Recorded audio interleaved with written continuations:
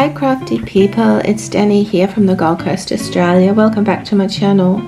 In today's video I'm going to be using self-adhesive film return lock vinyl that I got from Kmart the other night with George, and we got a few things on special. This was only $5 and I thought I'd buy it for a project, but then I changed my mind. I thought I'd try it with my Cricut machine to make a stencil on a cushion that I want to make. You could also use it on t-shirts, on an upcycle as well. This is the design, so it's a Byron Bay coffee type of design that'll be going on the cushion, and I made that up on Canva.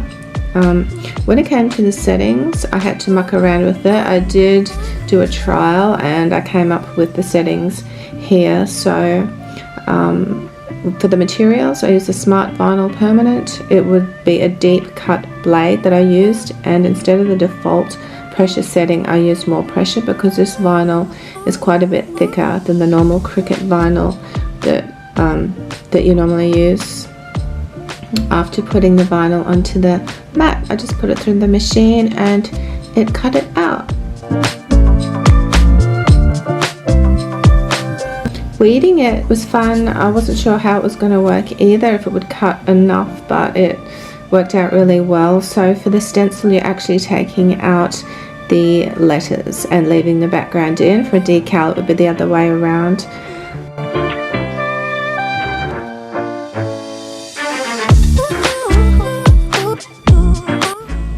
The transfer tape too I put on, and I use this rather than just pulling the vinyl off the backing paper, because we need also to stick the little inserts in the O's and the B's and the A's and that sort of thing. They have to stick onto the paper and come out, otherwise when it's stenciled they'll be missing and it won't look very good. So I'm just pressing the transfer paper down. This again too, I didn't know how it would work, if it would work at all, or if it would pull the vinyl off, but it actually worked better than it's worked for me in the past with the proper Cricut vinyl. So I was really pleased. Any little bit that did get stuck, I just rubbed over again and it came off fine.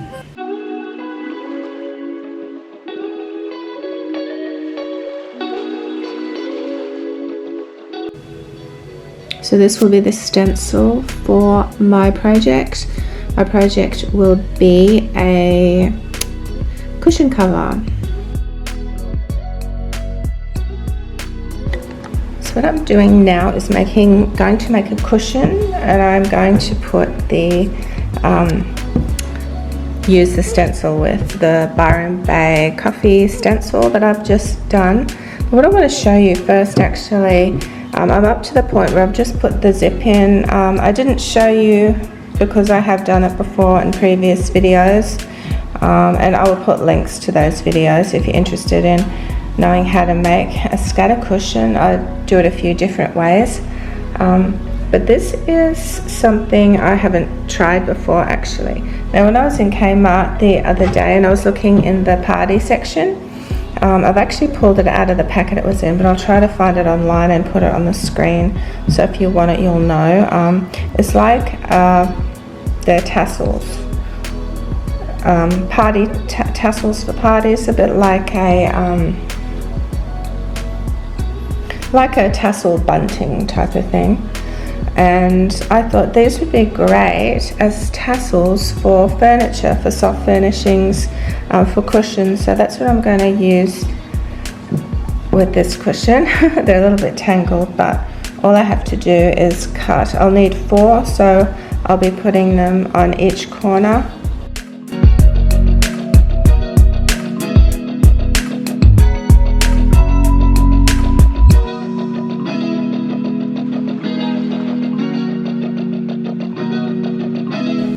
So after putting the tassels in and sewing the cushion together, it's all ready to do. I did iron it. It doesn't look like it, but I actually did.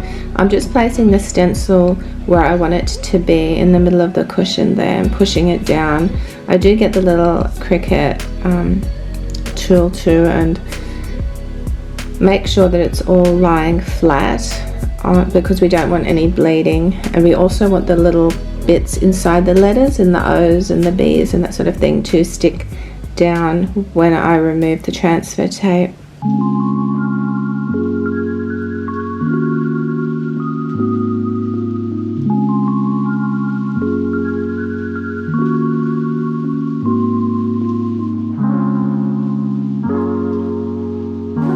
So it was a moment of truth for the transfer tape, because I really didn't know if it was going to peel off or if it would pull off the vinyl from the cloth. The only part where I actually did this were the little divots inside the letters there, that because they were so tiny, I think just the strength of me pulling the transfer tape was really strong. It was pulling them out, so I just had to be really careful with that.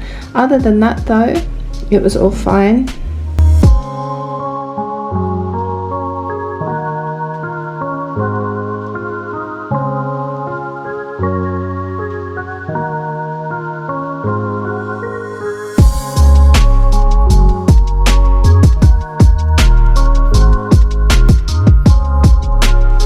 Just making sure that the letters are lying down flat, because like I said, we don't want any bleeding with that. So the fun part now is to paint it on.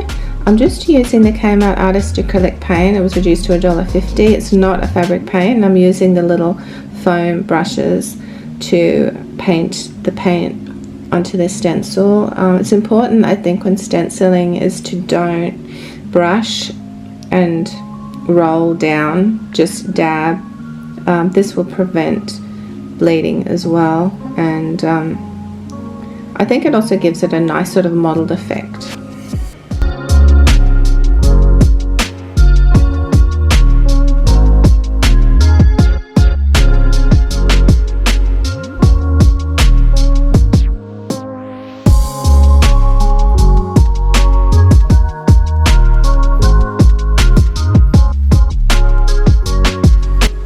I was thinking actually maybe I should have let it dry before I took it off. Because I took it off when it was wet, I just wasn't able to apply the transfer tape again, so I had to throw out the stencil. Just taking the little bits out from the middle, just weeding them out with a normal pair of tweezers, and I was just so ultra pleased at the quality of it. No bleeding at all, just looked lovely. After it had dried, I put a cushion insert in, and it was all done. My little cushion. I was so ultra pleased with it, with the Kmart. So it's the Kmart self-adhesive vinyl. It's cheap, it's good quality, it's really easy to use, and if you do it on the settings that I've told you, should work. I'm excited to try other designs on different things.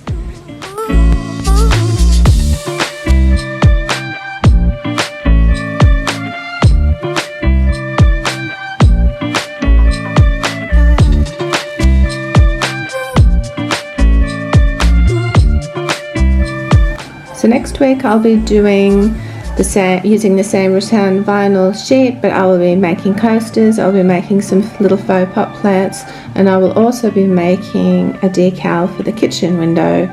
Join me then. I'll see you then. Have a good week. Bye for now.